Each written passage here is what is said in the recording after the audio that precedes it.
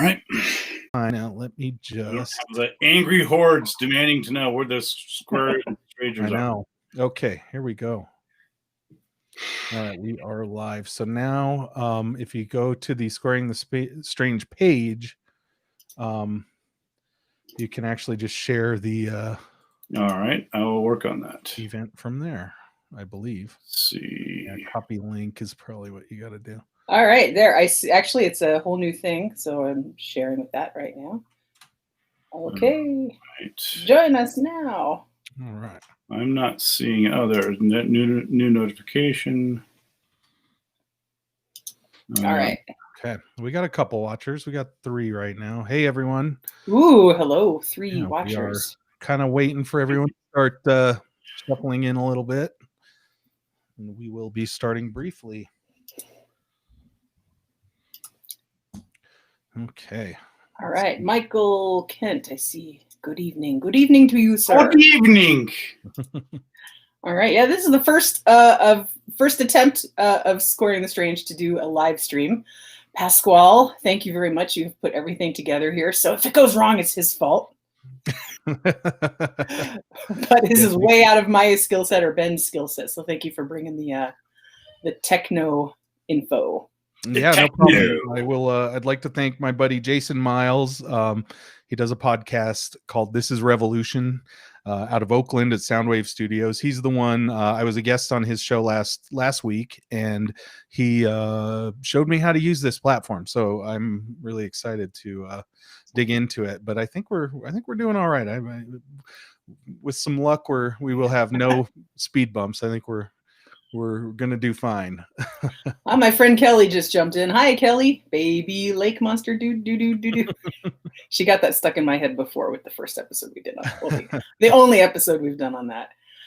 Oh, there's so many things we could do episodes on. If only someone would keep a running tab, right? Oh yeah. If only other people would hop on there and add stuff instead of just texting me in the middle of the night saying, "I think we should do a show on this." And expecting me to hop right on the Google Doc and do your receptionist work. No, you guys know how to type too. Yeah. Plus, I have a toddler. I forget a lot of stuff right now. All right, so you guys want to just hop on in here? We got a few people listening. I suppose the first order of the day is we have lost a titan of the skeptic community. Yeah. Ben, you knew James Randi best out of all 3 of us. Would you like to say a few words about your impressions of the man? Sure. Oh, we have Lara from Sydney. Hello, Lara. Good to see you there. Yeah, it's sort of a shame to start off on a somber note, but it's certainly important to note the passing of James the Amazing Randi. So much has been said about him. I mean, there's been great bios in the Washington Post, the New York Times, and Tribune and stuff, and I'm really gratified to see the sort of wider spread recognition. I've had people who I didn't even know were skeptics, or in some cases aren't skeptics, but they're like, "Oh, I heard about him. He's cool. I like him." Yeah. So it was really cool to see people who would otherwise not be in that community per se. I'll just say a couple words. I first got into skepticism because of Randi. As this is a recurring theme, of course. In my particular case, it was I was in and I've talked about it on the show at least once, I think, but I was in Logan, Utah. I had won a essay contest at University of New Mexico comparing the Chernobyl and Challenger accidents, and I was out there as something of a prize. And the used bookstore, your prize, you get to go to Logan, Utah. Yeah. And anyway, I'm not knocking; it's a nice place. But I was in a used bookstore because I love used bookstores, and there in this tiny used bookstore in Logan, Utah, were a couple back issues of Skeptical Inquirer magazine, which I had never seen before, didn't know what it was, hadn't the faintest idea. But I looked at it, and it was a cover piece on Nostradamus. And I was like, Nostradamus, like I've heard a lot about him. It's like, this seems to be like critical of him. This is not normal. This isn't people fawning over him. This is somebody calling out what appears to be bullshit. I'm like, what? So I bought the issue, and then I took it home. I read it on the plane, and I had never I'd never heard of Skeptical Inquirer magazine, of which I've now been deputy editor of for over 2 decades. I'd never heard of skepticism. I'd never heard of Randy. All I knew is that this person had written a pretty well-written referenced article giving a whole other side to Nostradamus that I had never seen before. And I was just, it sort of blew me away. I'm like, you can do that? You can. I didn't know you could do that. Everybody always talking about how amazing Nostradamus was and this and the other. And the idea that you could sort of credibly question claims that were otherwise pretty universally accepted and sort of go without passing really was sort of an eye opener to me. And I guess this is far beyond me knowing about him being a magician or skepticism or, all the other things. This was a tiny little slice into it. And then I ended up, working for PsyCop, which Randy co-founded along with Carl Sagan, PK, Paul Kurtz, Isaac Asimov, and others. Randy, of course, was not the first skeptics. There have been skeptics all throughout history. David Hume, Houdini, Oscar Funks, who investigated Clever Hans. There's lots of great skeptics in history. But Randy was certainly one of, if not the highest profile investigational skeptics. I'm not talking philosophical skeptics. There's, Massimo Pigliucci, and there's lots of people who sort of like the philosophy of skepticism. And as you guys know, and the listeners know, my interest is investigational skepticism. It's like really digging into it and taking apart claims and seeing what's true and what's not. And Randy is far and away the highest profile example of that. And he's sort of a connection to the origin of the modern skeptical movement, going back to the foundation of the Committee for Scientific Investigation of Claims of the Paranormal in 1976. He was in and out of the organization. He quit for a while. At one point, I think he left to protect the organization from lawsuits from Geller and others. So there's a whole, again, I'm not even going to go into this whole history. It's far richer and more interesting and detailed in all its variations than I can even talk about. But I'll just want to, again, just sort of highlight his role in the modern skeptical movement. And he really was the sort of bridge from the origins of, again, what could be considered the modern skeptical movement. This is before the JREF, the Educational Foundation. This is before Michael Shermer began the Skeptic Society. This was, again, not the first capital S skepticism, but certainly one of the first and one of the highest profile, one of the most influential skeptical organizations anywhere. And it's a huge loss, and just to see the boldness with which he decided he was going to pursue claims. He was going to pursue Geller, and he was going to go after Sylvia Brown, and he was not going to just sort of sit back and say, well, I guess we shouldn't say anything. He's like, no, this is bullshit, and he called it. So that's all I have to say.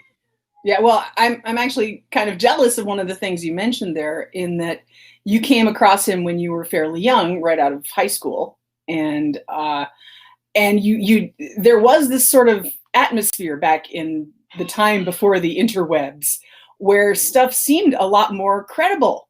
And in fact, growing up in the late 70s, early 80s, I watched stuff like That's Incredible and Real People, and they had psychics and stuff on all the time, and they had all these ESP type shows, and Bigfoot was everywhere. We've done shows on Bigfoot in popular culture in the 70s and 80s, and it just seemed way more acceptable. And you're right, when you hear somebody questioning Nostradamus, you're like, but everybody believes Nostradamus is real, right? And I don't think we really have that environment anymore. We certainly have true believers. In fact, that's what James Randi would call them, true believers, that will not change their mind about anything, no matter what evidence they're shown.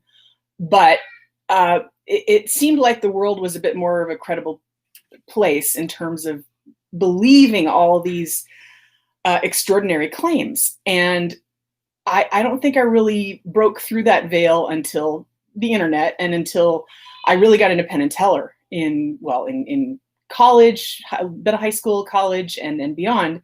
And of course, if you read any of Penn and Teller's book, James Randi is front and center there.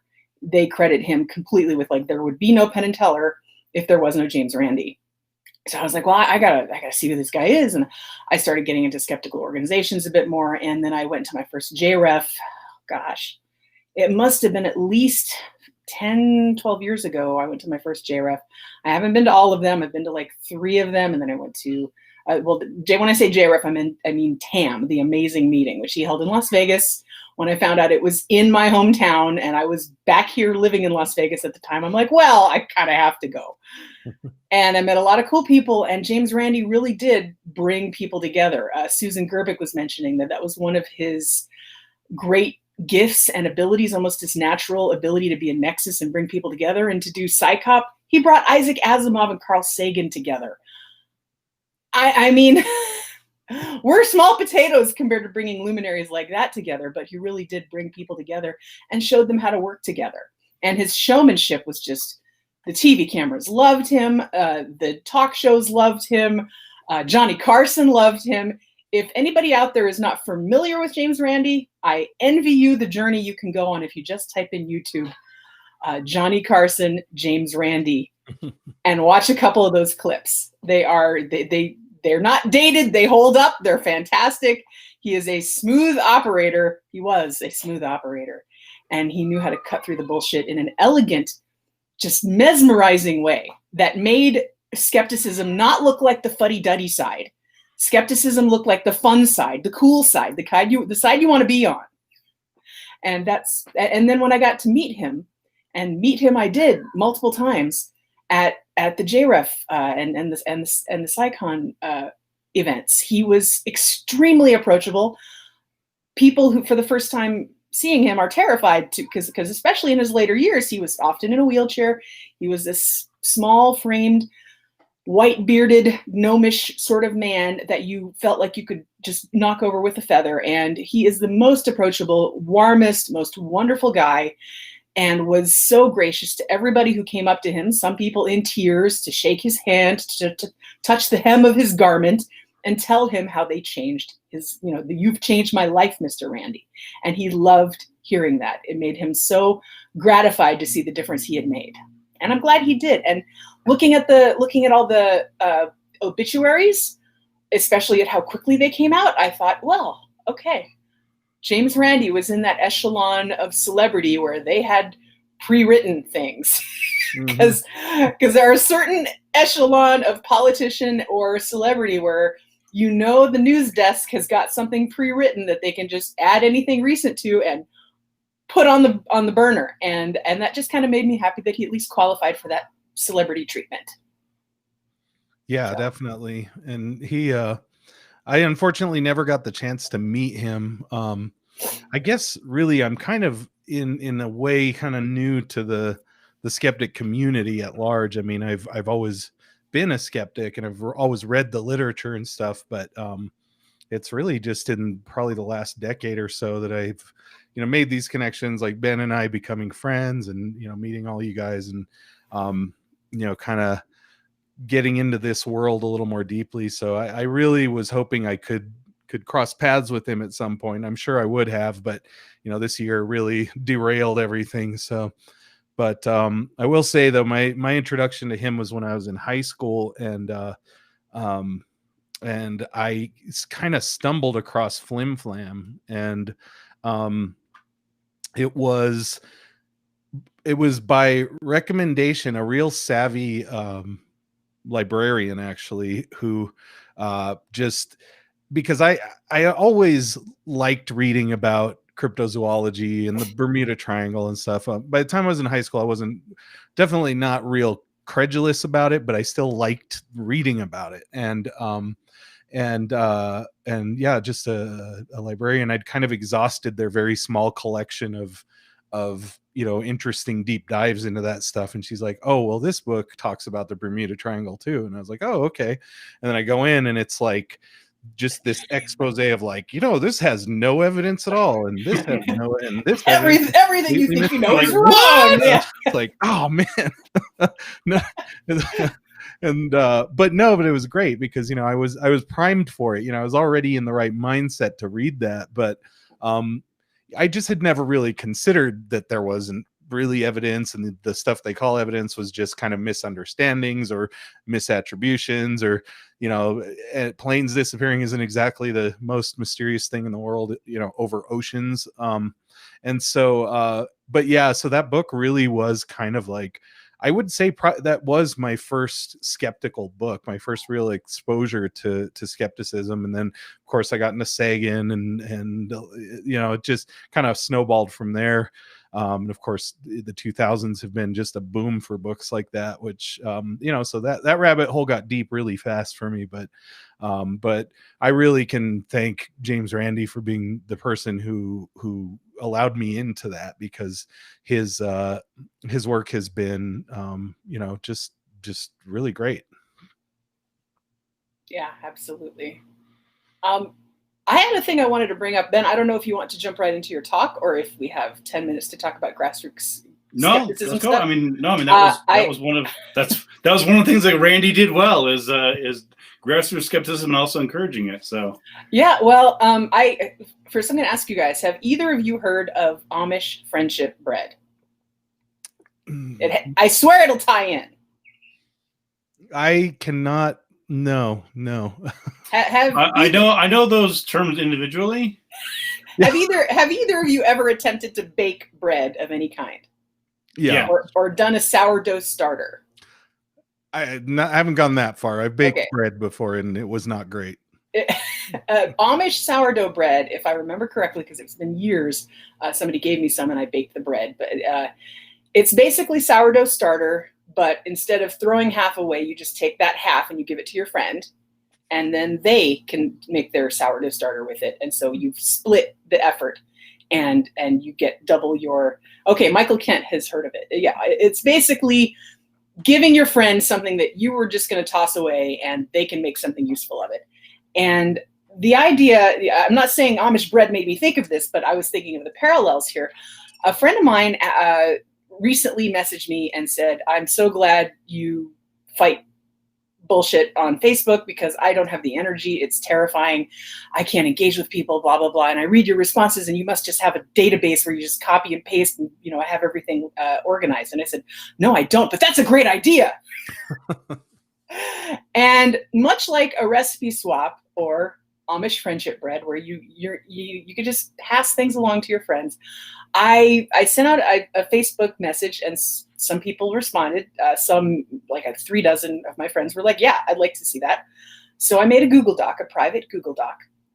And you know how we were talking about skeptical burnout and how you guys just, we all feel this weight of like, there's so much COVID misinformation just weighing down the internet that it just feels like too much of a task for one person to even fight back on one little thread. You just let it go by like the log jam of bull crap that it is. And you're like, yeah, I don't have the time or energy today. Yeah. Well, I've been thinking, just like you log your exercise to make it feel like you're accomplishing something. I'm like, okay, I'm going to try and at least 3 times a week, I'm going to compose something that will fight against one of these memes. Because I've got people on my feed that honestly, sometimes they throw up some stuff that's a little bit cuckoo bananas. And so I do have a wide variety of friends. I have a lot of skeptical friends. I have a lot of artistic friends. And I do have friends that are on the fringes. So I'm like, okay, I'm going to make an effort. And then I will put effort into researching the claim. And sometimes you just know it's crap. Sometimes you're like, oh yeah, the flu vaccine does not have microchips in it. I know that. I don't have to necessarily look up a source. But other times there's a historical figure there. There's a doctor that's being misquoted. There's a paper that's being misconstrued. And so, and oftentimes these are memes that certain political interests have recycled. And so they're going around often. And so if I see it, chances are one of my Facebook friends is seeing it on a different thread that I can't even see. So I made a Google Doc. I alphabetized, I did a little ABC thing, and I've already got like 2 or 3 things on there. It's not a huge start, but I've let everybody know who was interested they can check out the Google Doc. And if they compose a really nice rebuttal, it has to be nice. I don't want just sarcastic responses, and I don't want this to be enormous so it becomes Snopes, which I don't think it would anyway. But something quick and simple, like a grassroots recipe swap with your closest couple dozen friends. You can go there and just copy paste. If somebody throws up a meme that says the flu vaccine will kill you, you can go there and say, oh, actually that meme you just quoted, here's somebody track that down. Here it is, blah, blah, blah. And you could just copy paste it. It'll save you the time and hassle. And if there isn't a response up on the Google Doc already, and you spend the 15 minutes it takes to actually track some stuff down and come up with a good link, often a non-Snopes link, because people see Snopes now and they're like, Snopes is a liberal, blah, blah, blah. I don't like Snopes. So if you find the original sources, it helps. And just make it a short paragraph that you can clip and paste, and people can put their flair on it if they want to. And so now I got that running today, and that made me happy. And I just figured I'd pass along the idea, much like Amish friendship bread. Anybody out there, if you're thinking the same sort of thing because you're experiencing the same sort of just draining experience of, I don't have time to type to these people, and I really don't have the wherewithal to stay polite if I do so, talk to your friends, make a Google Doc, and share the Google Doc amongst yourselves so that you can put some polite responses on there, and maybe you can save yourself some time and some friends. No need to reinvent the wheel. Yeah. Yeah. That's a pretty great idea. I think, and hi, Susan Gerbic just showed up. Hi, Susan. Speaking AJD, hey, Susan. Collaborative skepticism. That's a wonderful idea. I really think that, it's a good way to keep people from having to, spend so much effort on, things that can be pretty easily summarized by someone who's already done the work. So I think that's pretty. Yeah, that's why it has to stay small. It can't be like Wikipedia or something. It has to be small enough where all the people I know in there are people I know and trust. Nobody's going to go vandalize it, and nobody's going to be like, well, I don't know if this person really put in the work. No, everybody I know on the list is not going to just make shit up. Right. If they've sourced a paper, I know the link is going to go to the right paper. So Susan says she's waving. Hi, Susan. Before we move on, I do have a little housekeeping about last episode.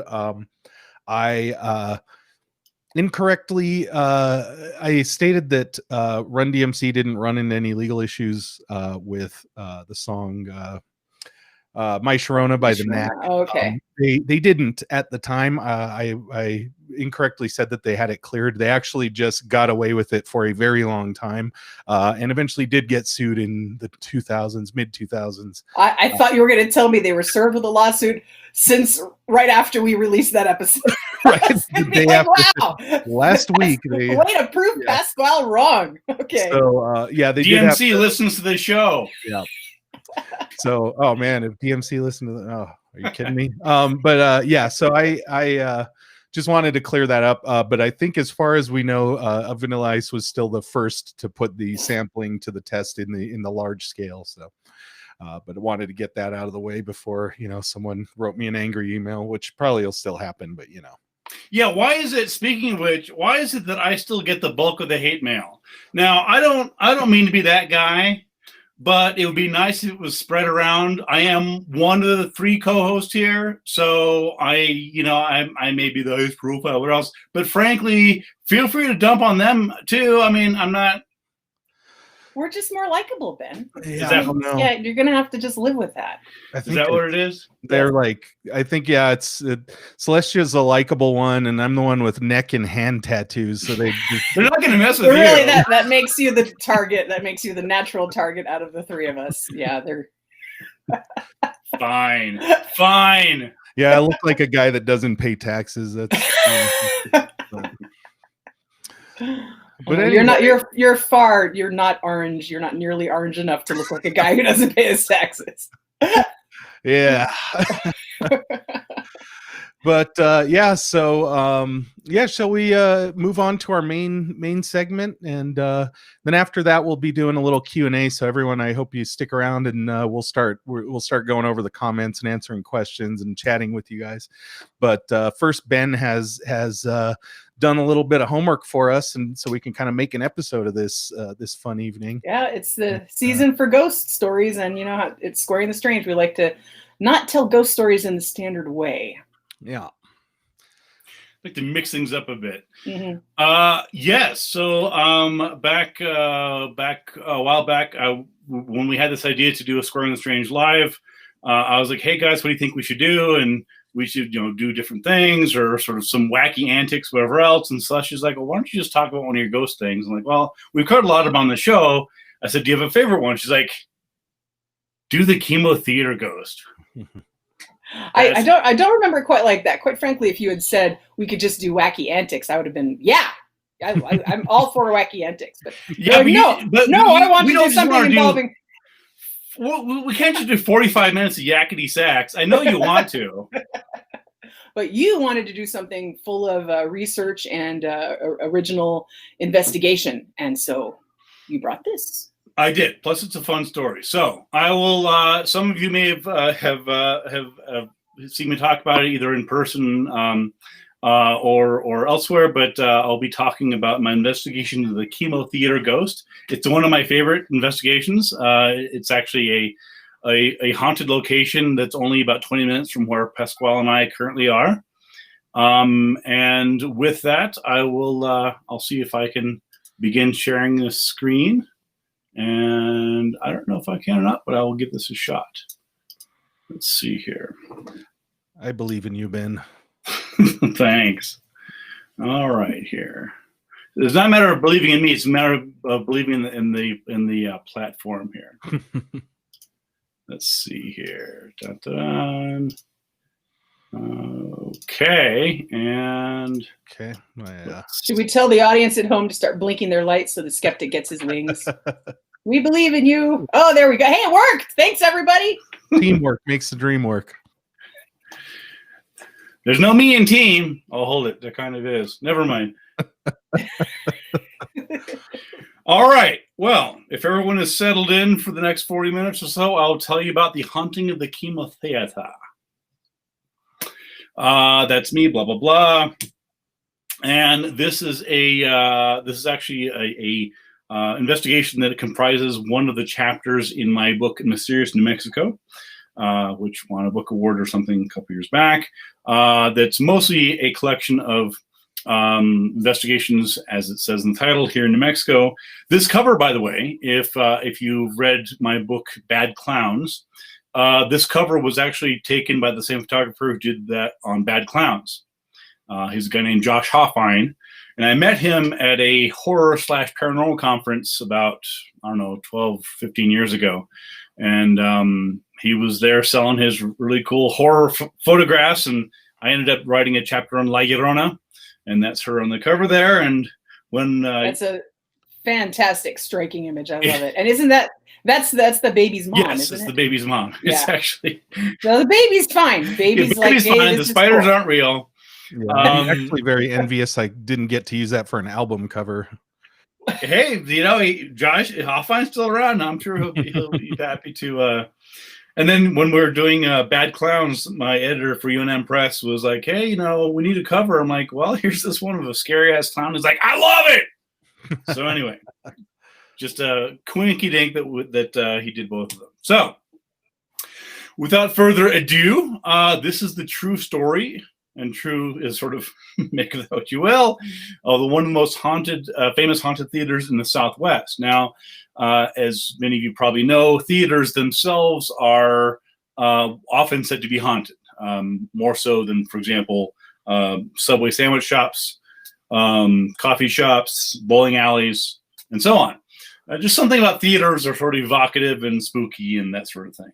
Yeah, I can speak to that quite a bit, just having toured so much and played so many theaters. Just about all of them have a ghost. One way or the other, right? Interesting. I did not know that about theaters. I guess it stands to reason, yeah. It's an actual thing. You're in the dark a lot when you're in theater. Nobody ever turns out the lights in a Subway sandwich shop while you're eating.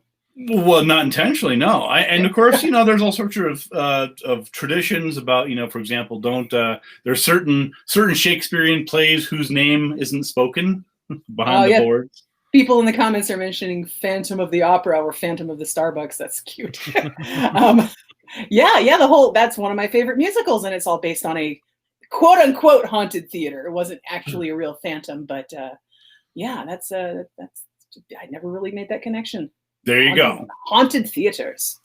So the Chemo Theater it's here in Albuquerque, and it's pretty amazing place. It was built in 1926, the same year Houdini died, for those keeping track, and opened its doors a year later in 1927.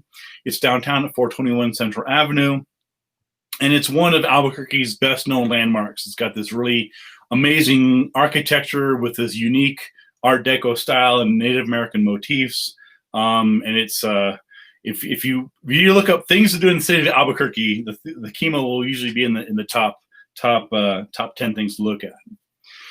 And it's the best known haunted theater in New Mexico, if not the whole Southwest. As I mentioned, haunted theaters are kind of a dime a dozen. I mean, it's probably harder to find one that isn't supposed to be haunted. But if you're talking about theater specifically, it's certainly the best known haunted theater in New Mexico. And I can't think of any ones that are better known in Arizona, for example, Utah, Nevada, and where else. And it's been the subject of dozens of newspaper magazine articles, book chapters, blogs. Local ghost hunters have done stuff there, TV shows, and so on. And it's rare Halloween in Albuquerque that one or more news media doesn't carry some mention of the Chemo Theater, and that's true of this Halloween as well. In fact, just a couple of days ago, I saw a piece here locally that was on the haunted Chemo Theater. It's also been featured on national TV shows. And in several books, here's a sample here. There's Adobe Angels, The Ghost of Albuquerque by Antonio Garces, Haunted Highway, Spirits of Route 66, and also Haunted New Mexico by Cody Polston. So there's a couple places. And when I was researching, as I do with all my investigations, one of the first steps is to basically do a literature survey. And so my question was, okay, well, what's being said about it? And so you cast a wide net, you get all the books and things you can, and you try and figure out, what are the claims? Are some of them just repeated from others? Do some of them have original information that's new and different? So it's really important to get as many original sources as you can. I can tell just by the book design there, your literature search went back many decades. That's correct. Very dated designs there. They scream like 1980s, 1990s. That's correct. And that's not the only the resurrection of material. I'll get to that later. Okay. And of course, as I mentioned, local ghost hunters weighed in. This is Annie McCormick of KRQE. This is some time ago. Did a piece on it as well. So again, lots of TV. She looks like she's just seen a ghost. That's not very nice of you to say. But next time I see Annie, she looks a little frightened. That's all. Well, I think she's playing for the camera, as they tend to do. And as I mentioned, in the case of many ghost hunting places, a lot of the claims are so-called verified or confirmed, again with air quotes, by ghost hunters, right? Because you have these popular legends circulating around talking about ghosts and mysterious phenomena, blah, blah, blah. And of course, that naturally attracts local ghost hunters, sometimes local, sometimes coming in from out of state to do a investigation, usually rather unscientific and loosely organized one, but investigation nonetheless. And here, for example, are a couple photographs taken by ghost hunters at the Chemo. I'll circle back to those, but in these two cases, you can see what are called orbs. Funny enough, that guy found water, I think. Yeah, he's got those My Beginner Dowser rods going. Right, yeah. He's like, I'm thirsty. What's over here? There it was. Orbs are often just water droplets, so it's pointing in the right direction. He's clearly It's that. So That's maybe a good point. better evidence for dowsing rods for water than for ghosts. Yeah. Right. And you just have to do controlled studies. Some dowsing rods are better for water, some are better for ghosts. Right. And as if summoned by the orbs, Kenny Biddle has joined us. Hey, Kenny. Just in time. You mentioned the orbs and Kenny shows up. Yeah, like a dinner bell. So let me get into the history of the chemo theater. Now, as is often the case, there is a grain of truth to the legend. It's not made out of whole cloth, and certainly that's the case with the chemo story. So, as I mentioned, the chemo theater opened in 1927. It was successful for the first quarter century. There was vaudeville that came through, Hollywood films, and so on. But unfortunately, just before 4 o'clock on a Thursday afternoon, August 2nd, 1951, there was a tragedy.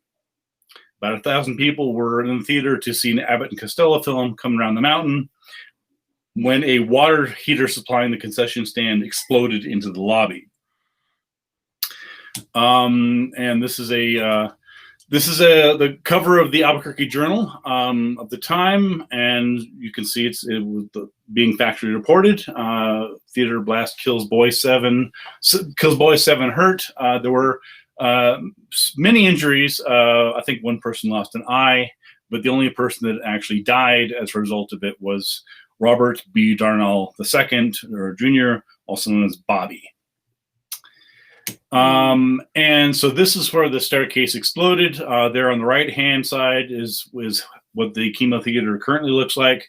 And there on the left is the same staircase where the water heater supplying the concession stand was, and it exploded out. So you can see the pretty extensive damage from that.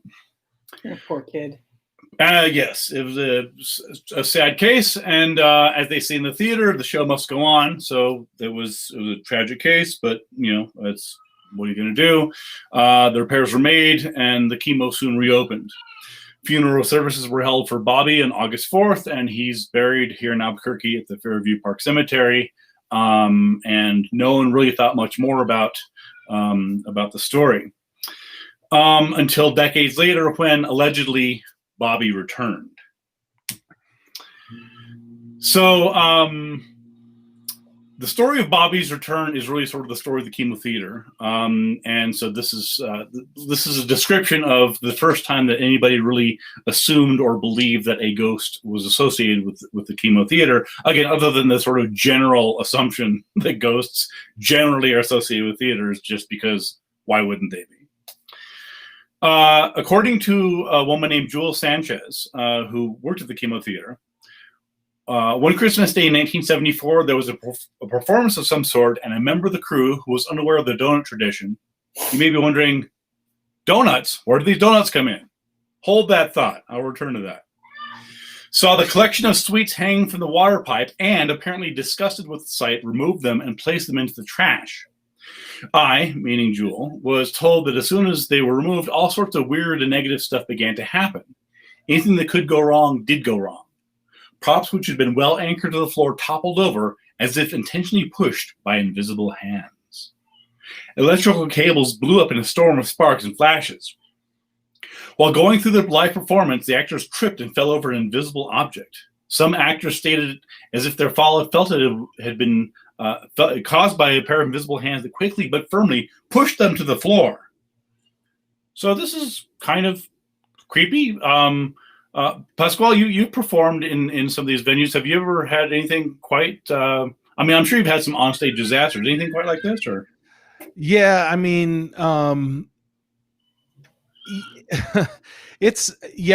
I'll just say that in the world of live performance, you very often do just have these inexplicable disasters happen.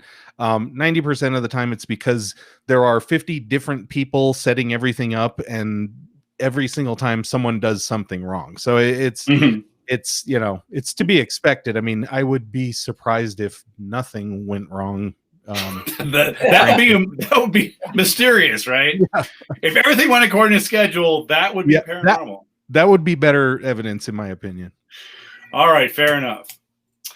Dan Mayfield, reporter for the Albuquerque Journal, described the consequences. Quote, the entire cast forgot to show up, which we know isn't quite true because we just heard people talking about the actors showing up, but stage lights were propping. Once they got there, actors forgot their lines and doors and windows were flying open.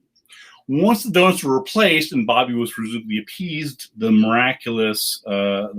incidents miraculously stopped. So here's where the donuts come in. So oftentimes with the case of boogeymen generally, and this could apply to lake monsters, for example.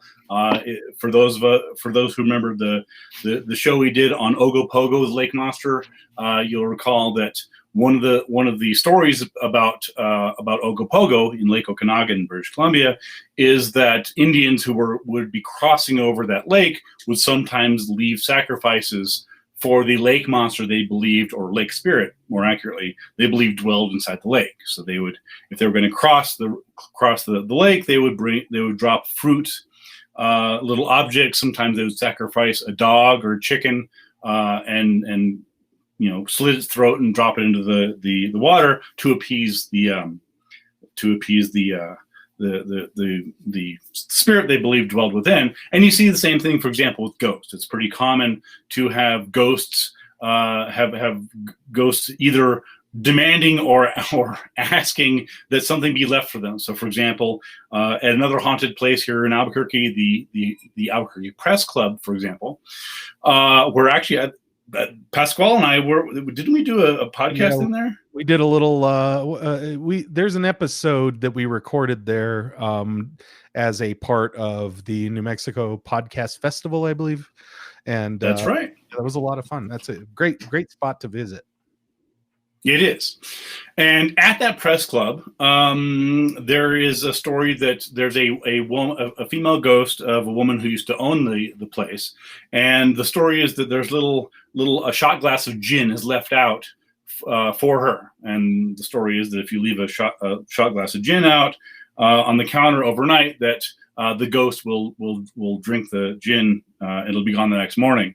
Yeah, it doesn't even have to be a ghost. It could just be somebody's departed spirit of a person that, like Edgar Allan Poe, his grave in Baltimore. People leave absinthe there all the time, and it's like a tradition. And that's easy to see how it would morph into, I better leave something and appease this angry spirit. Sure. Exactly. And in this case, people figured, well, it's a child boy ghost. What do kids like? Donuts, right? Who doesn't like donuts? I challenge you to find me somebody who doesn't like donuts. So there arose the tradition of leaving out donuts for little Bobby. Cognac. Probably not cognac. And the idea was that people would go there, and again, before a performance, and I'll get to more of this in a second, that the cast and crew would leave objects, or in this case, donuts, out for Bobby. And if you didn't do that, then you were risking the wrath of the ghost. So now, to sort of put this in context, as we talked about on the show, there's many different types of ghosts. There's what are thought to be residual ghosts. There's supposed to be these types of ghosts that reenact things. For example, the Civil War. Kenny Biddle has done a lot of stuff on Gettysburg Ghosts, for example.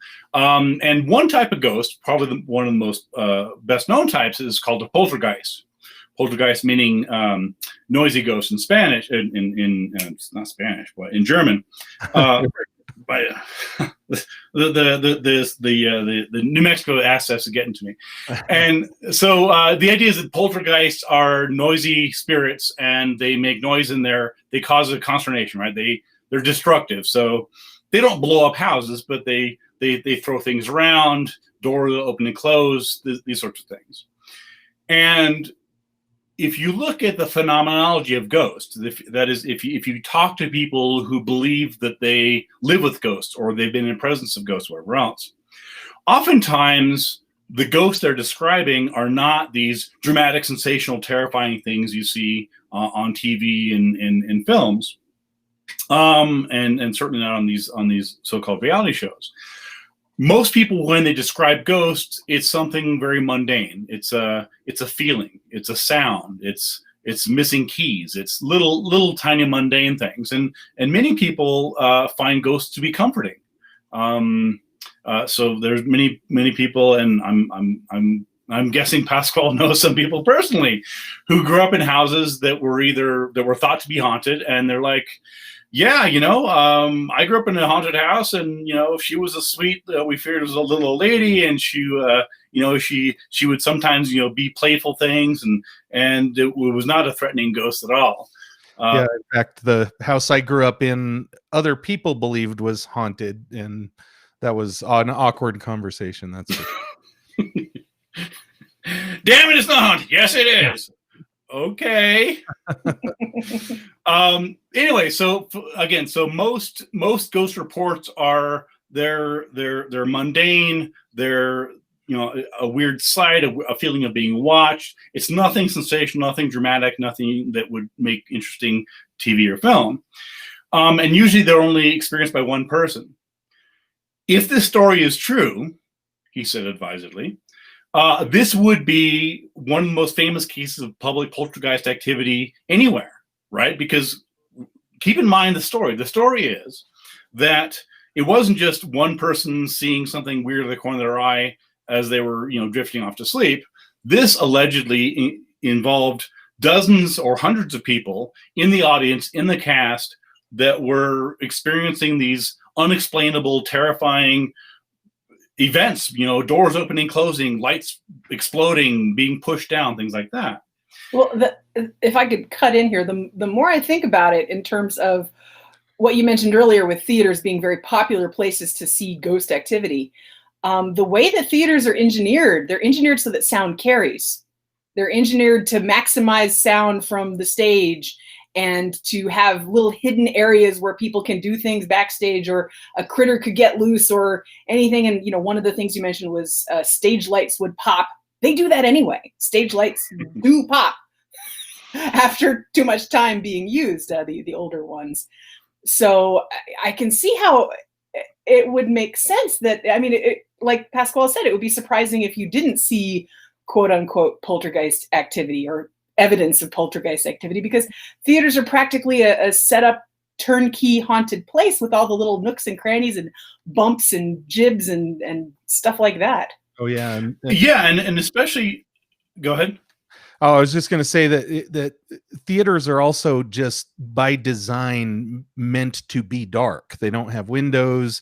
Backstage is meant to be extremely dark because you're not supposed to see any of the rigging. You're not supposed to see the catwalks and all that stuff. So the reality is that it's just a place that's creepy no matter what. I mean, a brand new theater, you walk around back there in the rigging, like especially if you get to the venue a little early and you're setting up and you're one of the only few people there, it just is a very creepy place. I mean, it could be a building that was built this year, and it's because it's designed to be so dark and so kind of everything's supposed to be obscured by the curtains and by the build of the stage, and there's subfloors and you can go under the stage. I mean, it's a creepy design because it's meant to be dark and just sort of a maze. The purpose is to fool your senses. You go to the theater to have your senses fooled. Yeah, and that's one of the nice things about theater.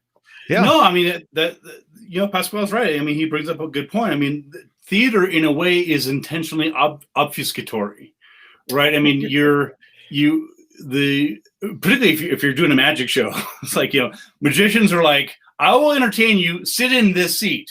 Don't sit behind me. Don't sit in the wings. If you sit in this seat right here, I will show you something unexplainable.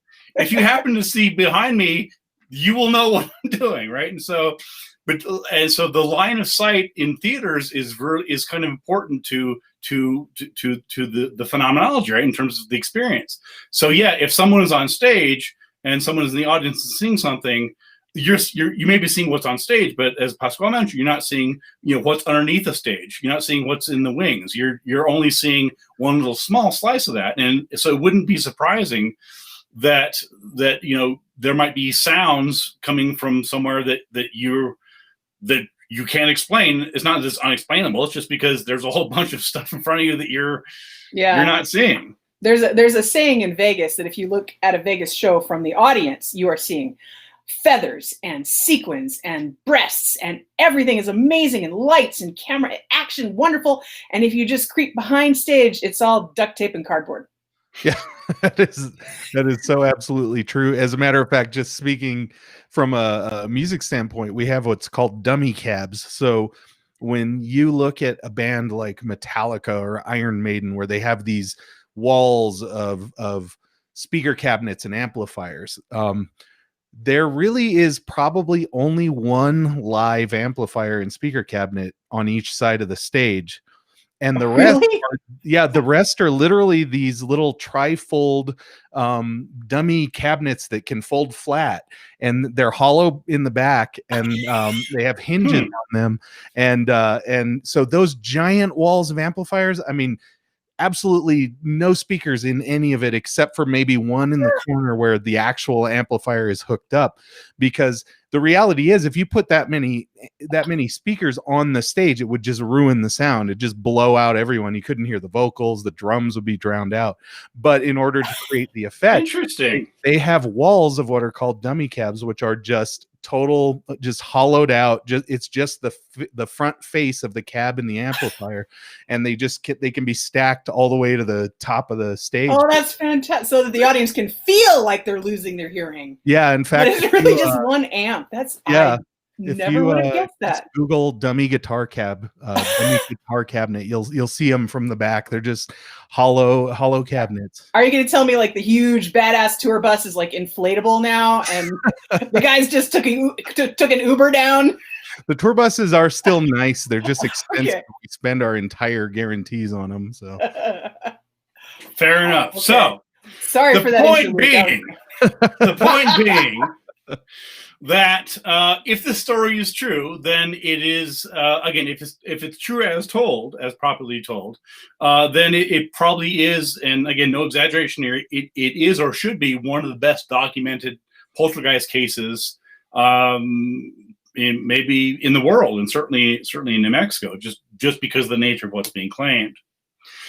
So one question, of course, is the story fact or fiction, right? And so oftentimes the authors, when I was researching this, they would just pass along what they'd been told as fact, and this is very, very common across virtually every area of the paranormal. I've especially found it in ghost research as well, but it's pretty common.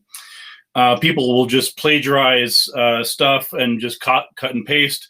Zach Baggins may have done that. People may have heard about that anyway. Kenny Biddle did some research on that. Good job, Kenny.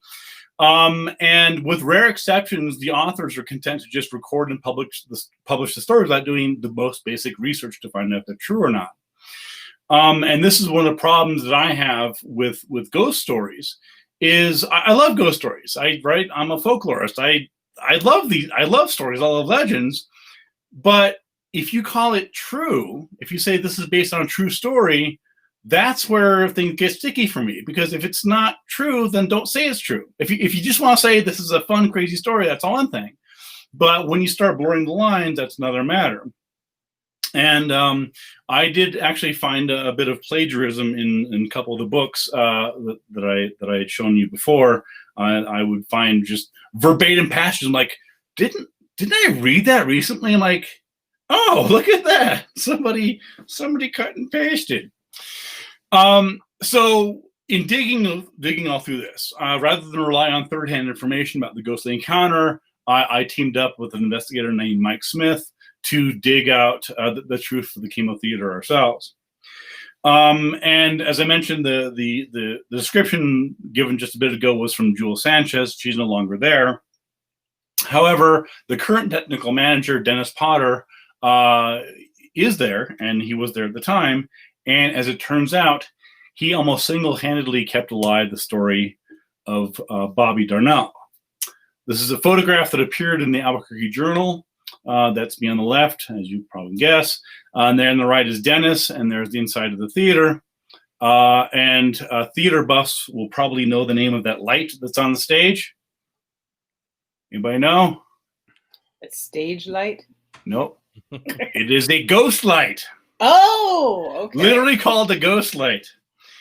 Anyway, so this a couple years after I had done this, I had published my research into this. Again, it made the Albuquerque Journal, which is kind of cool, and they did a piece on my investigation and me and Dennis.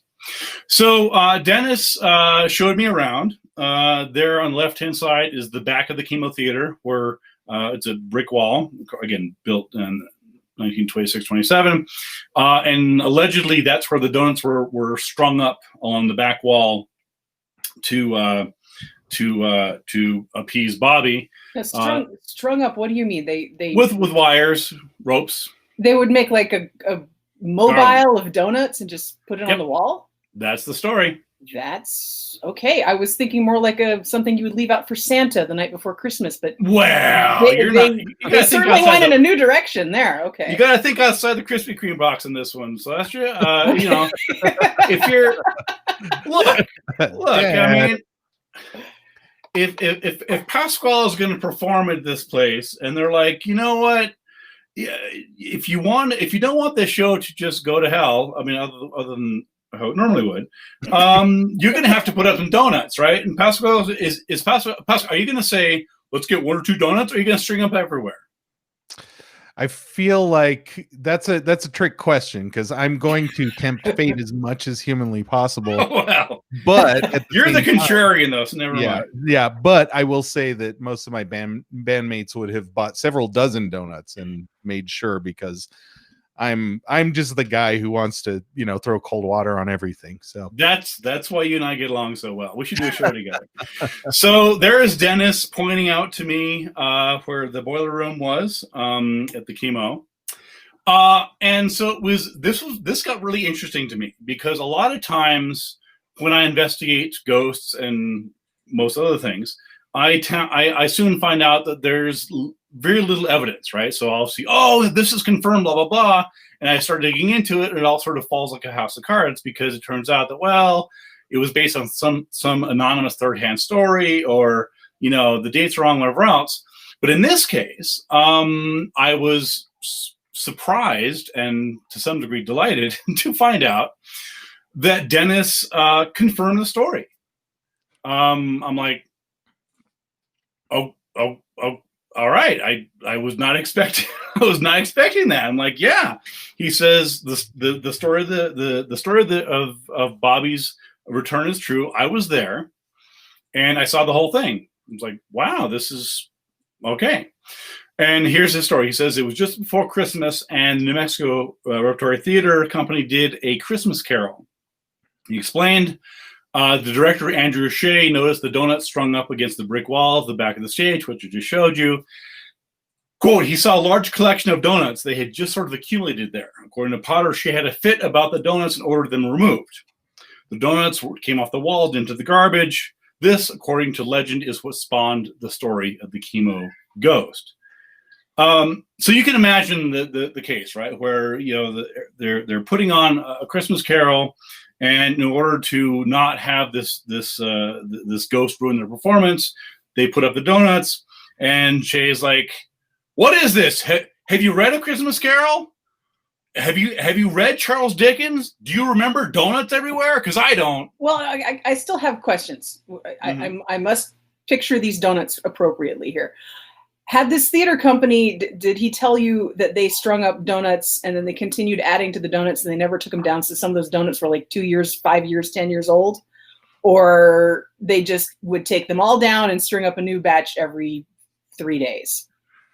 That's sort of a complex answer. I will return to that. But the short answer to that question is that the idea is that each new cast and crew would put up a fresh batch of donuts.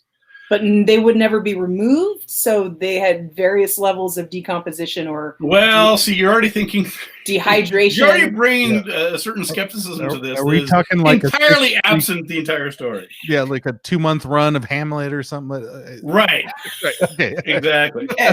Exactly. Got to get to the bottom of this. That's what. Right. I mean, because that could be a really interesting science project. I would like to see how, just like you do with McDonald's hamburgers and so-called, the homemade hamburgers, I'd like to see how various donuts, the filled donuts as opposed to just the cake donuts, what happens to them over 2 months hanging from a brick wall? I hypothesize. I'll come to that in a second. In this climate, nothing. They just get harder to eat, like physically more difficult to chew on. Oh, there were probably, knowing actors, there were probably some backstage bets. I dare you to eat that donut. No, not that one. The one higher up. No, the one from Hamlet 1989. Go eat that. Oh, dude. Okay, I'll take that bet. So here's what Dennis told me, right? And again, so this is cool, right? I'm interviewing a firsthand eyewitness to this amazing historical event, and I'm recording this. I'm writing it all down. I'm like, this is interesting. He says about 10 or 15 minutes into the show, weird things started going wrong. People were forgetting their lines. People were tripping and falling on stage. Odd pieces of equipment would fall from the ceiling. Electrical cables fell down. Light gels came up and fluttered down during dramatic moments. They were having trouble getting on the show. Windows and doors on the set were opening or not opening, or opening when they weren't supposed to. It was just really weird. This really reads like a bunch of excuses from a bad theater company. I'm sorry. Right. I was in theater in college, and I wish I could have blamed whenever I forgot a line. I wish I could have blamed that on a ghost. Yeah. Or tripped, or forgot to put a prop someplace. Well, there's another facet to this. So what do you notice about what I just read? It's still up there. What do you notice compared to, for example, what Jules Sanchez said?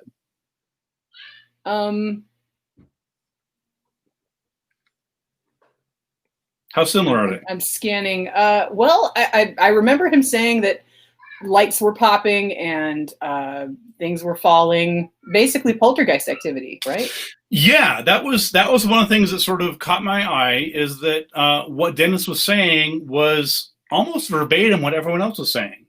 It was kind of curious, and we'll get to that in a second. But it was an interesting little in the back of my head. I'm like, wow, this is odd that it's all coming from there. The cast and crew, stunned by their ordeal after this horrific experience, blamed the director, Andrew Shea, for tossing the donuts and rousing the ire of little Bobby. According to Potter, the director apologized to everyone for removing the donuts and then spent $50. Keep in mind, this is $1974 dollars, right? This is the end of Nixon dollars. So that's a lot of donuts. That's a lot of donuts. That's big ass donuts, right? For 2 cases of donuts, which frankly, probably like 10 cases of donuts, and strung them all up with the building, including the lobby. This tasty offering apparently appeased Bobby. But the 8 o'clock show went on without a hitch. So there were 2 shows, and this was the 8 o'clock show. From then on, the donuts were left for Bobby, though some years ago they were moved to a small shrine near the dressing rooms. And this is a photograph of the small shrine, and it's actually it's difficult to get a photo because it's a small area that's probably 3 feet by 5 or 6 feet. It's underneath some stairs, and that's basically, you're seeing almost all of it right there. And there's no longer any donuts. To get back to your question earlier, donuts were stopped being left there because of a health hazard. Yeah. You think? Now it just looks like Bobby has become a conspiracy theorist. Like there's little lines and connections up there. Yeah, so you can see stuff being left for Bobby, little trinkets, little notes, little fun things like that. And again, this is how it looked when I photographed it. It's probably sort of similar now, but it's that sort of collection of stuff. And so when I was digging into this, so again, I'm talking to Dennis. He tells me what happened when he was there. He shows me where the boiler exploded. He shows me Bobby's shrine, all sorts of things. And so Mike and I are trying to figure out what's going on here, right? Because something happened, I mean, I don't know what it was, but like you said, I mean, Pasquale says, I mean, things happen, right? Theater, things go wrong all the time. I guess you could blame the ghost or whatever else, but presumably, if the story that I was being told and being verified by Dennis was true, then something happened. It may not have been a ghost, but I mean, their lights were exploding and things were moving. And was it an earthquake? Was it a prank? Was it a disgruntled employee? I mean, I don't know. But this led to me thinking, okay, well, what was it, right? Something, whether it's Bobby Ghost or something else, ruined a performance of A Christmas Carol on Christmas Day, 1974. So help me, Ben, if you tell me that it was actually a disfigured man who liked to wear half of a mask, hiding in the back of the theater. No spoilers. No spoilers. Shut up. Extorting the owners for a salary. I'm no spoilers. Okay. So, one thing I like to do, and this is kind of novel, I like to check the facts. Wow. Just, somebody tells me something, I'm like, I'm not saying that's not true, but I'm just going to double check these things just for my own curiosity. Fine, Ben. Fine. So the first step was unraveling the mystery of the date, right? Because in most of the stories of the story, there's no specific date attached to it. In Jewel Sanchez's case, in her quote in Adobe Angels, it does mention 1974, and so that's one of the most common dates. Okay, well, that's interesting. So, what was at the Chemo Theater on Christmas Day, 1974? Well, as it happens, the Chemo Theater was then an adult theater. Teenage Fantasies? It was known as Albuquerque's only 35 millimeter giant screen adult theater. It was known as the Notorious Theater. The Notorious Chemo. The tagline is, if throat made you tingle, this will make you twitch. If you don't know what throat's referring to, ask somebody else. That's Richard Nixon. Yes, it was referring to Richard Nixon. Christmas came early in 1974. Okay. Well, so what they were showing on Christmas Day was a film which is probably illegal at this point, titled Teenage Fantasies, plus a second feature titled Too Hot to Print with the obligatory typo there. So there may have been some Dickens going on, but it wasn't Charles. I'm just saying. I'm just saying. So focus, people, focus. I'm doing something here. So Potter told me, I'm like, Dennis, this is kind of weird because this doesn't seem to. He's like, no, that's all wrong. He said, no, the date's wrong. He said it didn't happen in 1974, obviously. Instead, it happened in the late 80s or early 90s. Now, okay, that's a little harder for you to research. It's a little harder. Yeah. And I was, first of all, I thought it was a little odd that he didn't remember the decade. I mean, I think if I had witnessed an inexplicable hour or 2 hour long ghost ruined performance, I would probably know the exact date, if not the year. But he's like, well, late 80s, early 90s. Yeah, a little fuzzy on that. So I'm like, okay, well, I need more to go with. So we finally found a clue. So he said, and it was confirmed by someone I'll talk to in a second, that the children who were involved in the play, of course, Christmas Carol, they were late for a rehearsal because they had gone to see a Star Trek film. And it turns out it was actually Star Trek IV, The Voyage Home, which came out in December 86. See, Star Trek is useful on so many fronts. Thank you, right. Star Trek. You have taught so many people so much. And helped me solve this mystery. Yes. So because of that, we were able to narrow down exactly what the date was. It wasn't 74, it was 86. And once we had that piece of information, then we could talk to other people who were involved in the performance. So we tracked him down. We tracked down Steve Schwartz, who played Bob Cratchit on the Haunted performance. And I asked him, and I said, what can you tell me about this performance? And he says, it went great. It was a wonderful performance, he said.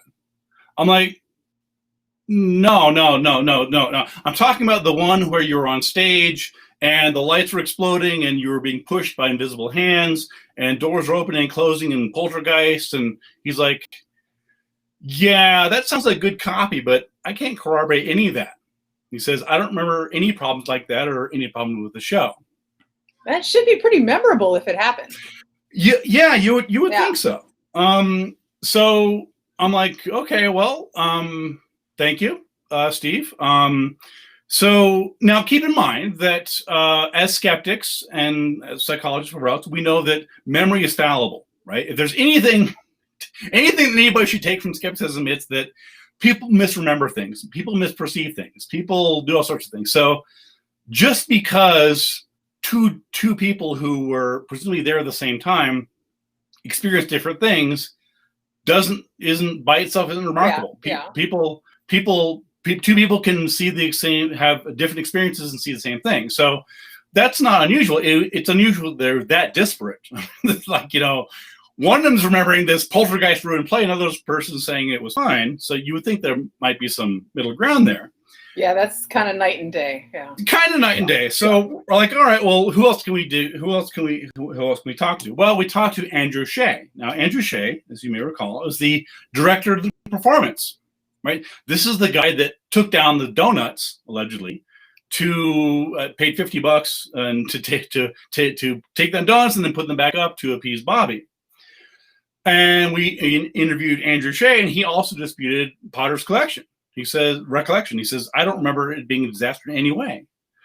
He agreed with Potter that some of the child actors were late for the show. As I mentioned, it was for a Star Trek film, but they arrived in time for their parts, so it wasn't a disaster. They just showed up a bit late, and everything was fine. And I said, Mr. Shea, I mean, I don't know if you've heard the story of the Chemo Theater Ghost. It's pretty famous around New Mexico and elsewhere. But I mean, the story is that there was, you took down the donuts and everyone told you not to, and then everything went wrong and lights exploding, blah, blah, blah. And he said, no. He said, in terms of that day Dennis is talking about, all I remember is the kids not showing up on time. He said, there were no events during my 8 years there that didn't have mundane explanations. I don't recall anything supernatural out of the ordinary happening.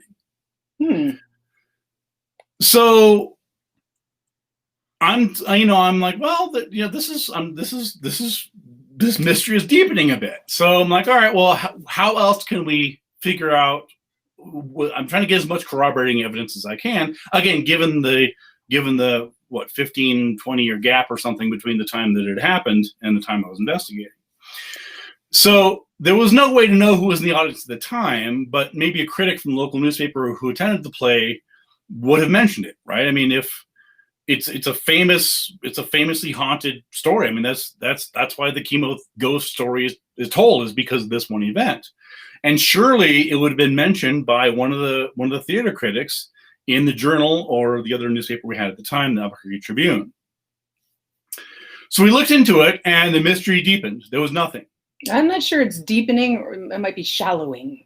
Well, it was depends how you look at it. The mystery shallows. With every little piece, another piece of the puzzle comes together. Okay. The reviews are positive. I looked them up. I have a copy in my files. Not one mentioned the actors falling or tripping, anything unusual. And as it turns out, one of the drama critics for the Tribune in 1986 is a guy named Ollie Reed Jr., who's still around. And in fact, he's working. Last I heard, he's working at a independent bookstore on Rio Grande Avenue called Bookworks. And we contacted him. And he said, I don't recall any stories about unusual events related to that production. And surely a local theater critic would have heard about it. So did you sense anything that might tell you these people were all shills paid off by big ghosts to cover it all up? No, the answer would be no. Okay. So at this point, I'm thinking, well, hold on here, right? So all the evidence points to one inescapable conclusion, which is that the ruined play, which, to be crystal clear, is the genesis of the whole story. I mean, that's the whole kicker of the story, is that the donuts were put up to appease Bobby. They were taken down, and something happened. And everything was righted again, right? So it simply didn't occur. It's folklore and fiction. That was always something. If I can cut in again, Ben, you're doing a great job in giving this talk that you're normally used to doing by yourself and putting up with interruptions from the peanut gallery, me and Pasquale. But to interrupt yet one more time, Yes. This was always something I thought was unique and unusual about this, or maybe not. Maybe it's not so unusual in folklore, where the actual child that is being said to be the source of this ghost spirit died in 1951, and it took 30 some odd years before people crafted a ghost story around him. And it's like a way to resurrect, a tragic death that's 30 some odd years old. I mean, you'd think if there was a haunting, the ghost wouldn't hang around for 30 years being real quiet and then pop up. Absolutely. And it kind of follows that sort of trend we saw with like Roswell, where a lot of years went by where no real story was there, and then enough time sort of passed to where someone could start making a lot of stories up, or not necessarily making them up, but just starting to make claims that just didn't have a folkloric aspect. Like, it didn't connect to the original thing that happened, and that again, like Roswell, it sort of had a gap between the thing that happened and the thing that people claimed sort of happened since. You need the veil of time is a necessary ingredient to bring something spooky about. You can't say, oh yeah, that thing that happened last week, this other spooky thing happened. No, but if it's like, 30 years ago on a night like tonight, It really was odd. And at one point I asked Dennis about that. I said, Dennis, I'm trying to understand this. I mean, if this happened in 1951, then why is it that there was essentially no mention of it for 30 some years? And he didn't really have an answer for that. I mean, it wasn't a gotcha thing. I was genuinely curious. I'm trying to figure out why, because the earliest that I could see would be again was that performance in the story being sampled around. And so the question then becomes, of course, well, why is the story so famous? Why is it known as the Chemo Theater ghost story that is probably one of the top 10, if not the top 5 or 3 ghost stories in Albuquerque, right? And the simple answer is that virtually all the accounts came from Dennis. This goes back to what I was talking about before about Jules Sanchez's description. And if you look in all these accounts and these books and whatever else, virtually all of them are either quoting Dennis or somebody quoting what Dennis told them. And as the journalists and writers, investigators just repeated the stories, and none of them, as far as we could tell, had actually bothered to verify the account. And I was actually kind of surprised. I mean, Mike and I were talking about this, and it was just it was weird to us that we'd been hearing this story for a long time. And again, it's widely known, but just as far as we could tell, we were literally the first people to ever actually try and research it and try and dig into it and say, okay, well, who was there? What happened?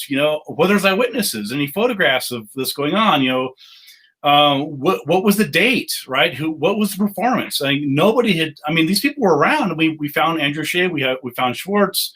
It's not like this has happened in 1820, everybody's dead. And it was just people sort of copying and pasting, and it was just, and as I mentioned, I found some plagiarism in the accounts.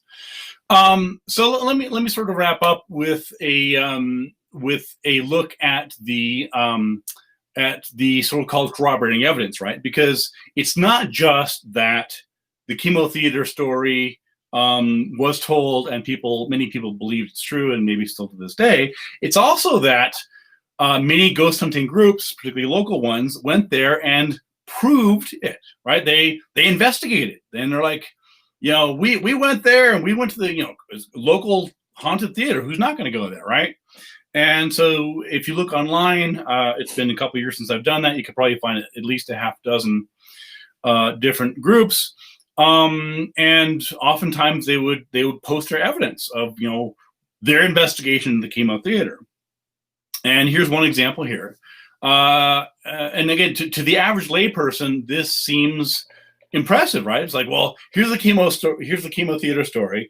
Here's these ghost hunters who call themselves experts, and they know these things, and they talk about orbs, and they have little beepy things, and they're verifying it, right? In this sort of, if you don't know much about what we actually do, it can seem very impressive. JD in the chat here says that's a donut hole.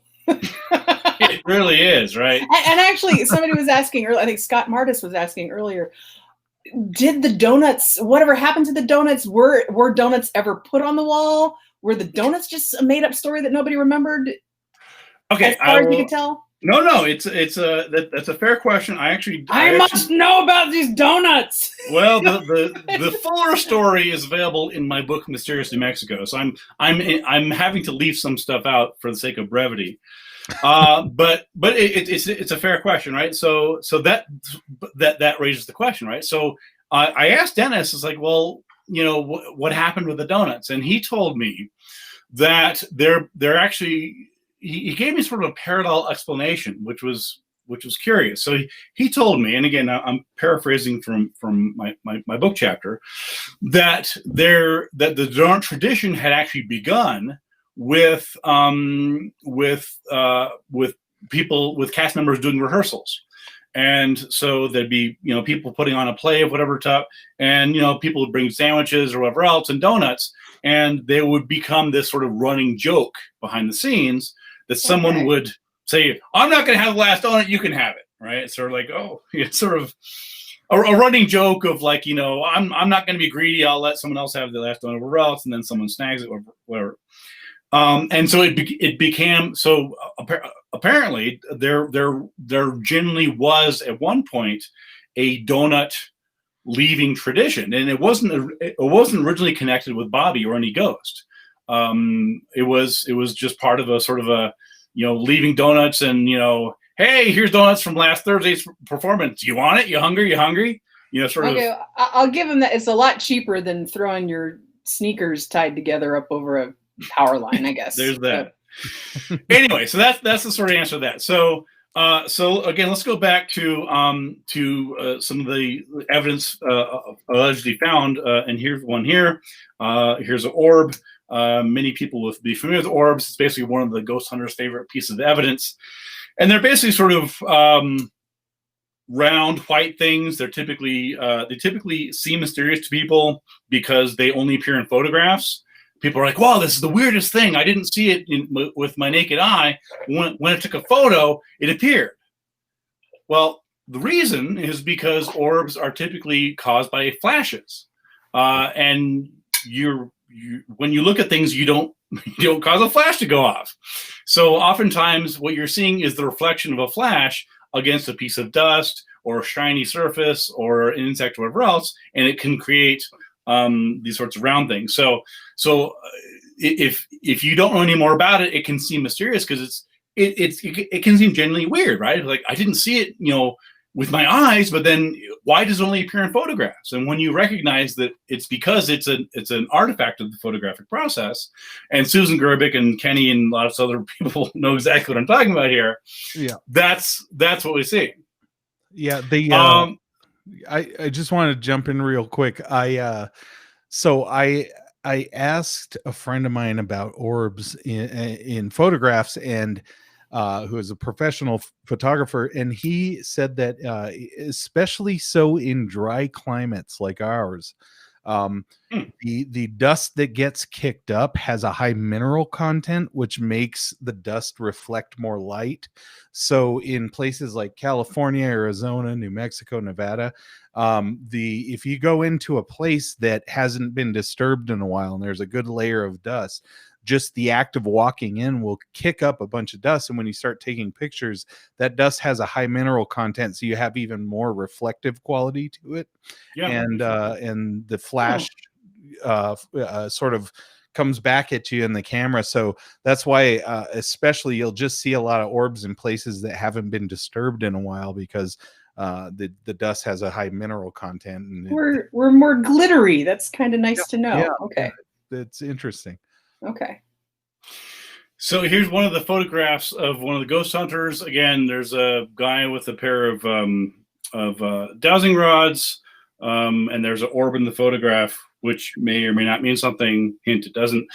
But there was an interesting facet to this. So, and this is a screenshot of one of the ghost hunters' websites from a couple years back. And the photograph's taken in 2007, as you can see. And it says, note orb at location of Bobby's death. Whoa, Bobby wouldn't have been up there. Wasn't he? Well, yeah. So you're already thinking through this a little more clearly than they did. So yeah, just take a look at that for a second, and then I'll come back to the second. So, unfortunately for the theory, Bobby Darnell didn't die on the stairs as the ghost hunters claimed. As you can see, they're claiming that where that orb is where Bobby died. As Celeste just mentioned, a close inspection of the photos and newspaper accounts reveals that the stairwell and railing were intact and undamaged in the explosion. If you go to the original sources, which you always should, if you go to page 2 of the August 3rd, 1951 journal, you'll find that the balcony stairs directly over the heaters were undamaged, but panel boards and plastering of the wall beside it were blown in all directions, peppering everyone in the hall and those in the back theater seats. So yeah, in fact, had Bobby been where that orb is, he would have been safe. He would not have been injured at all. So yeah, they look like pretty solid stairs. They look like Yeah. concrete or something. Yeah, So the person, so that orb is the person who died in like 1985. Yeah. Who was coming down the stairs with popcorn at that very moment. Yeah, Exactly. okay. An old guy who had a heart attack. Yeah, exactly. Clearly, it's a different Bobby. See, to be fair, they don't say which Bobby. They, so There's a few Bobbies out there. there's a couple Bobbies out there, but they're actually not even wrong about that. Because Bobby didn't die at the chemo. Oh. Yeah. So again, if you go to original sources, you'll find that Bobby Darnell wasn't. He didn't die in the blast. He was alive when he left the chemo. Quote: Police say the boy had a faint pulse when picked up in the theater lobby, but he was dead on arrival at St. Joseph's Hospital. So again, if wherever Bobby died left a ghost, that's certainly possible. It would be somewhere on the streets of Albuquerque, between the chemo theater and the hospital. So he didn't die there. Now, keep in mind, of course, that ghost hunters often play pretty fast and loose with the ghost rules, right? So, well, okay, maybe he didn't die there, but that's where he was injured. Well, actually, as we covered, he wasn't injured there either. Like, oh, okay, well, you can keep moving the goalposts if you want, but the fact is that that's not quite right. So, one of the reasons that I love this story and I like talking about it is because it's really interesting to me as an investigator, because the chemo ghost story isn't a lie. It's not a hoax, but it's also not true. And this is one of the sort of nuances that I try to impress upon people who are doing research and doing investigations, is that it can be both not a hoax and not true. There's not this binary, it's either true or it's a lie. No, because in this case, again, I interviewed Dennis, and when I interviewed Sandra Mancy, who took the 1977 photograph of Champ, the creature in Lake Champlain we talked about in a past episode. I found her to be sincere and forthcoming and open. Same thing with Madeline Tolentino, who saw the first Chupacabra we talked about a couple of episodes back. So my approach is to assume that people are telling the truth and to treat them respectfully, because I wasn't there, I don't know. So just because they're telling me what they experience and what they truly believe doesn't mean that I accept their explanation or I think it's accurate. So you didn't get a sense from Dennis that he way back when had intentionally stretched the truth or made up this thing? Because no, just hearing what was presented tonight, maybe it's just my cynicism. I'm like, that guy wanted to make his theater more profitable and blah blah blah. But you get a sense that he was earnest in this. Yeah, absolutely. Okay. I don't believe for a minute that he was intentionally lying or making things up to tell a good story, to promote the chemo theater. I don't believe that at all. I think he sincerely and genuinely believes that this happened. And I told him afterwards, I said, Dennis, you know, I don't. All I can tell you is that I talked to Andrew and Stephen. They say that it didn't happen. I mean, I don't know. I don't know how to put this delicately in a way that's not going to make you look like you're. But and he's like, well, he's sort of, well, that's their truth or something. I'm like, you know. Okay. If this were a Scooby-Doo episode, we would have the owner of the next door donut shop unmasked at the end of it. Yes. It was the donut shop owner all along. Yeah. Well, but again, that again, that's what's interesting is that this case, I'm certain, is just it's a collection of myths and mistaken memories and misunderstandings, all sort of piled together, and then on top of that is laid, people not checking their facts, people not doing due diligent research, and ghost hunters coming in and saying, "Oh, yes, we solved the mystery. We took a photo, and there's an orb where Bobby died," and not doing any due diligence. And I'll just add one other thing, and I know that Susan Gerbic, who I think may be even in the chat, and this is one of her favorite stories too. She's told me, and part of the reason is, again, it's sort of a complex story, but there's a sort of another side to this. I want to mention this, which is that keep in mind that somebody died, right? Bobby Darnell died. And after my book Mysterious Mexico came out, which again has this as one of the chapters, we got an email. Mike and I got an email from what was told, and I assume there's no reason to say it wasn't, Bobby Darnell's sister, who's now retired, I think living in Florida, and she was kind of offended that her dead brother was being used as a sort of boogeyman ghost in the chemo theater. And I mean, she wasn't mad at me. Well, she was aware of this before the book came out, though, right? Yeah. Okay, she was aware of the book. All right. Yeah. And I was very respectful. I said, I understand. It's like, I'm trying to clear up the case, right? I'm not capitalizing, exploiting Bobby's death. In fact, if anything, I'm trying to tell his true story. And I mean, it's a tragedy, and I feel badly for Bobby, and I mean the whole thing, but it does raise sort of ethical issues, right? And I saw the same thing happen when I investigated the White Witch of Rose Hall in Montego Bay, Jamaica, where there was a genuine historical person by the name of Annie Palmer, whose name was sort of co-opted and sort of shoehorned into this modern ghost story of her being an evil, racist, horrible plantation mistress who practiced the black arts and killed her husbands and things like that. Where once you sort of begin unpacking it, you realize that what's being the villain in the story. Not that Bobby's necessarily considered to be villain in this case. He's sort of the cute child ghost, but he ruined this place. So there's different sides to it. But it's just important to remember that in many of these cases, they're real people, and they have sometimes their relatives are still around. Well, and that kind of illustrates the spectrum. I mean, the White Witch of Rose Hall, that's hundreds of years ago. Yeah. And somebody might discover that they're related to that Annie Palmer person if they go on ancestry.com and spend 3 days researching their past, but Bobby Darnell's sister is alive, and I'm assuming in her 70s now, and if she was a little older than him and she remembers losing her little brother, and he still had a pulse at the theater, and they raced him to the hospital and he died, that's not something that you forget, that stays with you the rest of your life, losing a kid like that. Yeah, and I cannot imagine, 40 years later after losing a child or something, finding out that they're stringing up donuts for him or something. I wouldn't think, oh, that's cute. I'd be like, no, stop it.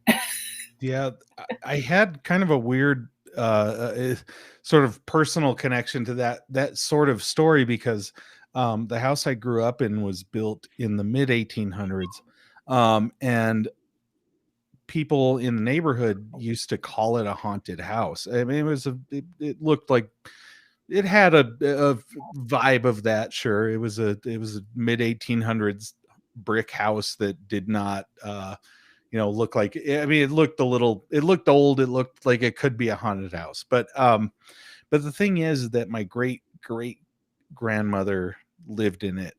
It was in my family from day one. And the thing was that, like, people accusing it of being a haunted house, they were talking like the only people who would have ever died in that house or have lived in that house were people I was related to. So it was weird to hear about it as a scary place, because I was like, well, those ghosts would be related to me, and I would have interesting me for being, one of their descendants. And frankly, I mean, my great grandmother, who I knew as a small child, was the daughter of the person who built the house. So like I was only a generation separated from that person. And it was really weird to me that people would accuse my home of being a haunted house, because I was like, well, the house from the ground up was built, by people I was related to. So it was right. weird. And it's sort of in the same way that Bobby Darnell's sister would feel kind of weird about that. It was like I was a contemporary of the haunting, so to speak. So yeah, I can imagine feeling a little bit, as a child, a bit different. My Nan is not a ghost. Your Nan is a ghost. Screw you. It was weird. I actually got in fights about my house being haunted in elementary school. It was the weirdest thing, but yeah. Wow. Yeah. So anyway, that's actually really interesting. I'm glad you brought that up. Anyway, so my investigation in the Chemo Theater ghost was published in a couple different places. There's a sadly now defunct weekly called Weekly Alibi, where I did a cover article for them, I don't know, years and years ago. It was mentioned in the Albuquerque Journal, and also our own investigative reporter, Larry Barker, who's something of a New Mexico character, and I mean that in a very positive way, investigative reporter. He did a piece, and there's me demonstrating for his cameraman, actually a friend of mine, a EMF detector, and it's beeping. And the reason it's beeping is that, well, there's two reasons. One is that there is an electrical outlet not too far. The other reason is that there's a huge camera that's a few feet away. Yeah. and at one point I saw I at the beginning of this, seems like ages ago, I showed a screenshot of Annie McCormick with Channel 13, I think it was, and on the show they interviewed two ghost hunters. And they were in that room where you saw the guy with dowsing rods, sure. And they're staying in the middle of the room and they're freaking out. They're like, "Oh, this is crazy! This is wild!" Because they're in the middle of the room and their EMF detector's beeping, going off, and it's flashing very dramatically. And she's like, "I can't explain this. There's nothing electrical anywhere nearby." What? And I'm like, "Okay, well." I've been on TV, and Pasquale could talk about this. So, in fact, there's a camera that's about 3 feet away with gears and a battery pack the size of your head. Yeah. I'm like, is it possible that that's what it's detecting? I'm guessing, though, these flummoxed, frightened ghost hunters got about twice as much airtime as you did. They did. That's the way it works. That is correct. You should have been freaked out over something, Ben. Well, and I will just wrap up with this. That's the story of the Chemo Theater ghost. So I'll just wrap up with one quick anecdote, which is that so Mike and I usually do my investigations sort of by myself, just sort of by default, but this is just one of the ones that I happen to team up on. And Mike and I wanted to, we interviewed several of the ghost hunters that had done these investigations into the Chemo Theater ghost, local ghost hunters.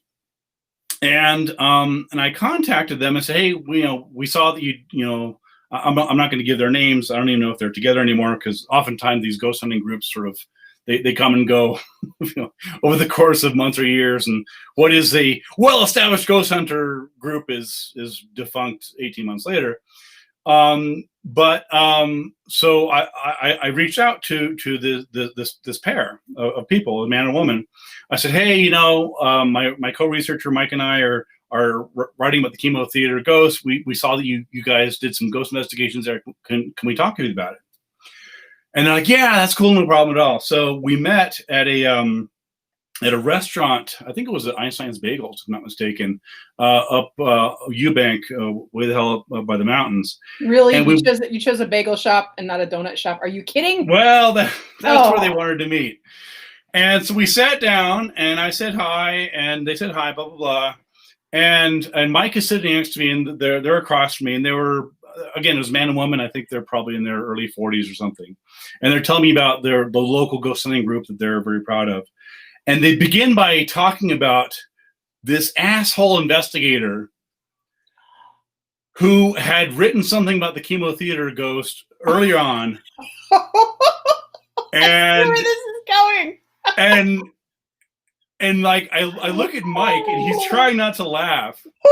And they're talking about me.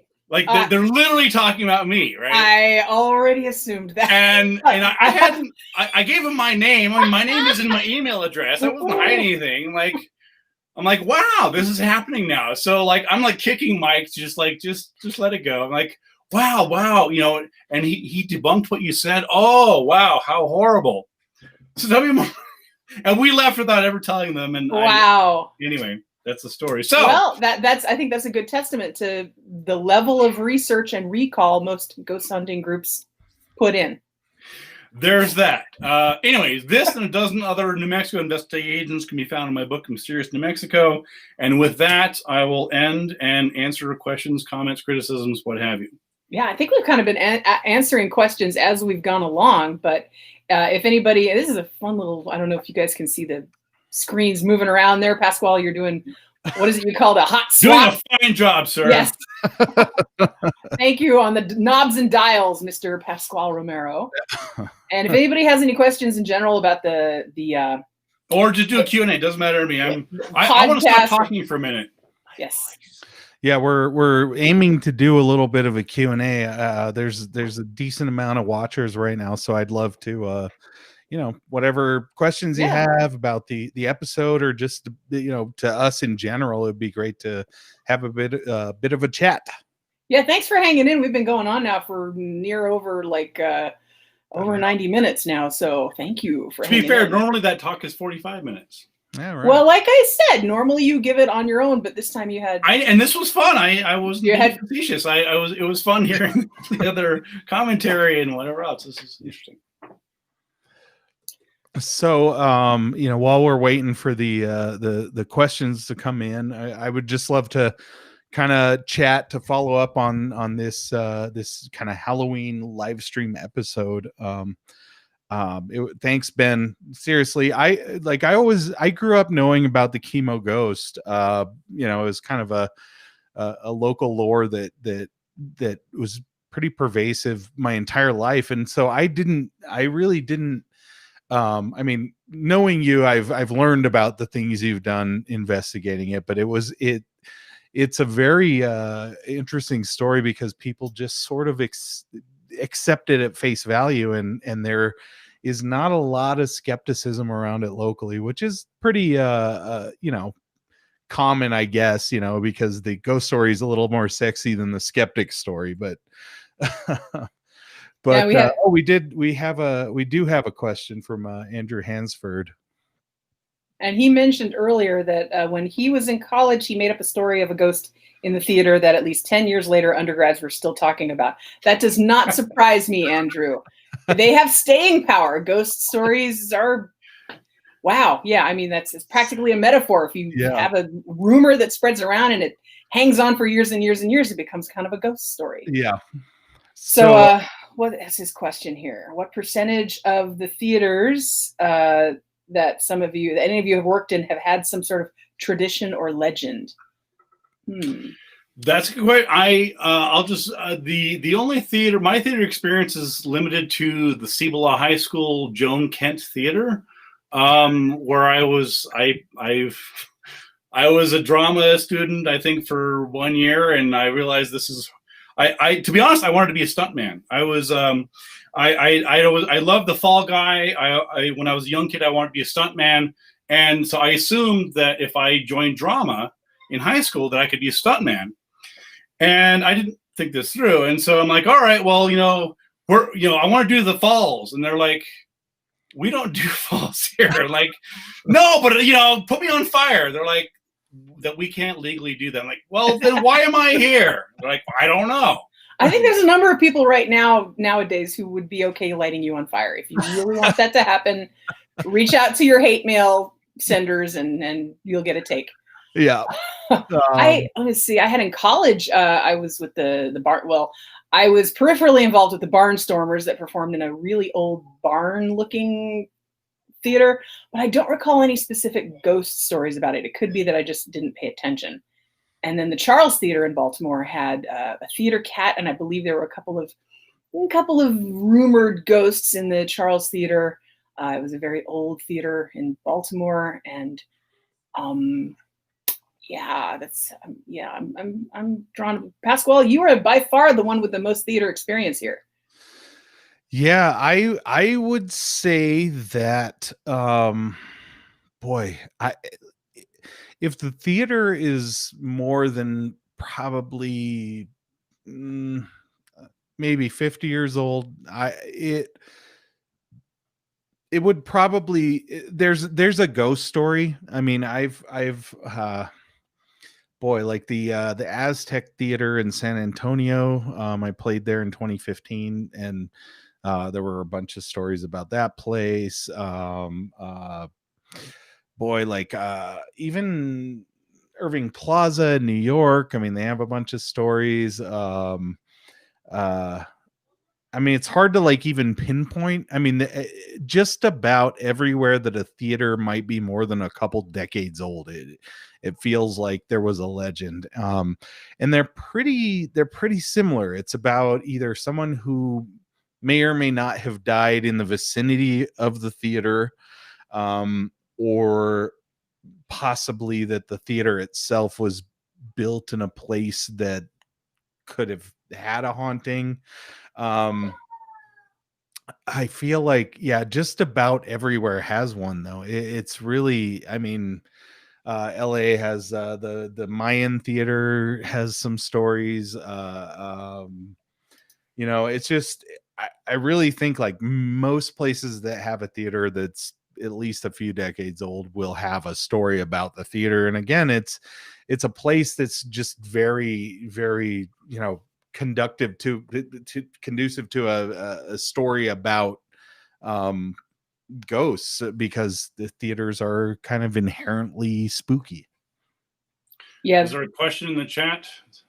Not a whole lot here. I just wanted to throw a shout out to a theater that I've driven past, and it's creepy just driving past it, but I do want to visit it someday. A friend of mine, Andy Taylor, actually did a story about the owner back when she was alive. She passed away a few years ago. She was a dancer in Las Vegas, and about in the middle of Death Valley, she created an opera house, the Amargosa Opera House, Amargosa. And I'm trying to find, what was her name? She had this great old-timey name, and she lived there forever. And while she was there, she painted her audience. She painted people all over the walls of the theater. And She would dance and perform there, even if nobody was around. And it's just, as far as I know, she hasn't been turned into a ghost story yet. She just, Marta Beckett, that's her name. In historic Death Valley Junction, Marta Beckett's legacy lives on. And I hope they don't turn her into a ghost story, but she's one of those stories that is more interesting as a historical figure who is with us for many, many, many, many years, and really dedicated her life to the theater. So anyway, I just wanted to mention that. If anybody's near Death Valley, pop into the Amargosa Opera House and check it out. Cool. Well, we could probably wrap up if I think people have been really good sports hanging out with us for this long. Oh, Kenny Biddle's got a question. Because Kenny likes to make our shows long. Yeah, well. In quick summary. Drag it out, Kenny. Come on. Oh, here, this is for you, Ben. In quick summary, what are the basic steps to checking into a mystery? Well, I wrote a book about it titled Scientific Paranormal Investigation, How to Solve Unexplained Mysteries, quick plug.